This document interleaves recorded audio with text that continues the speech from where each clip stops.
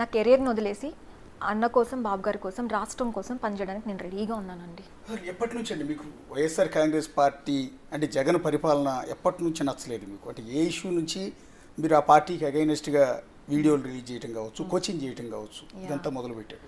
So బేసిక్గా నాకు జగన్మోహన్ రెడ్డి గారు 2019 ఎలక్షన్స్కి ముందే ఆయన మైండ్ సెట్ అర్థమైపోయింది. ఎందుకంటే జనాలకి ఒక తల మీద చేయి పెట్టేసి ఫేక్ ప్రచారాలు చేస్తున్నారని ఆయన ఓదార్పు యాత్రలు చేశారు కదా, అప్పుడే నాకు అర్థమైంది ఇదంతా ఫేక్, ఇదంతా నటన అని. Somehow I can read somebody psychology అండి. నేను కాన్సన్ట్రేట్ చేస్తే ఐ కెన్ రీడ్, నాకు అర్థమవుతుంది. అది నా అదృష్టం అనుకోవచ్చు. సో నేను అలా చూసినప్పుడు జగన్మోహన్ రెడ్డి గారు ఇదంతా నటన, జనాల్లో పోగేసుకుంటున్నారు, పబ్లిసిటీ చేసుకుంటున్నారు తప్ప నిజంగా ప్రజల మీద ప్రేమ కాదు, అధికారం కోసం చేస్తున్న ఒక అడుగు అని నాకు అనిపించింది అప్పుడే.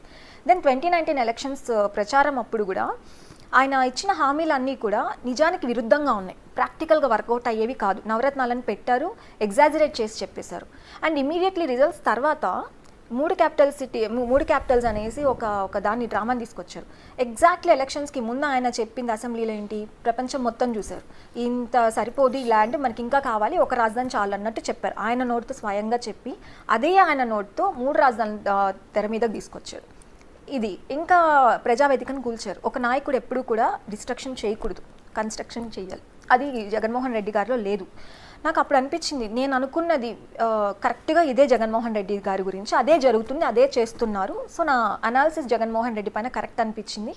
వరుసగా ఇన్సిడెంట్స్ జరిగాయి, ప్రజావేదిక కానివ్వండి, బాబు గారి ఇంటి పైన జరుగుతున్న దాడి కానివ్వండి, తర్వాత ఈ జోగి రమేష్ బాబు గారి ఇంటి మీదకి దాళ్ళకి పంపించడం కానివ్వండి, మా కార్యకర్తలను చంపించడం దగ్గర నుంచి, ముస్లిం ఫ్యామిలీ చనిపోవడం దగ్గర నుంచి చాలా జరిగినాయి.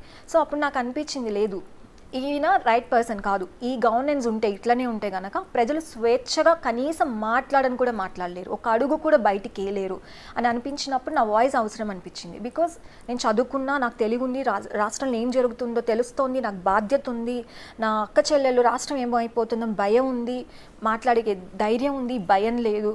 సో ఇన్ని తెలిసినప్పుడు why should I be quiet? ఎందుకు నాకు తెలిసింది నేను చెప్పకూడదు అనిపించింది. సో వాళ్ళని వీళ్ళని ఎందుకు, ఇప్పుడు ప్రభుత్వం అంటే ఈయన తీసుకున్న సీఎం గారు తీసుకున్న డెసిషనే ఫైనల్ అవుతుంది. సీఎం ఎవరు? జగన్మోహన్ రెడ్డి గారు. నా టార్గెట్ మీరు చూస్తే ఎప్పుడైనా కానీ చిన్న చిన్న లీడర్స్ మీద ఉండదు, only CM Jaganmohan Reddy is my target.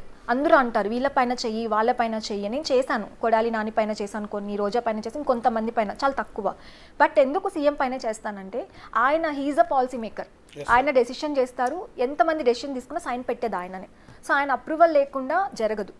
ఆపాలి అంటే ఆయనను కంట్రోల్ చేయాలి, ఆయన తీసుకున్న డెసిషన్స్ రాంగ్ అని జనాలకి తెలియాలి. సో ఒక రాజుని పడగొడితే రాజ్యం పడిపోతుందండి.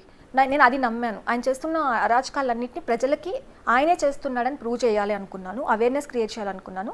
నేను సక్సెస్ఫుల్గా చేశాను. ప్రజలందరూ కూడా నేను చెప్పేదాన్ని నమ్మారు, విన్నారు, అర్థం చేసుకోగలిగారు.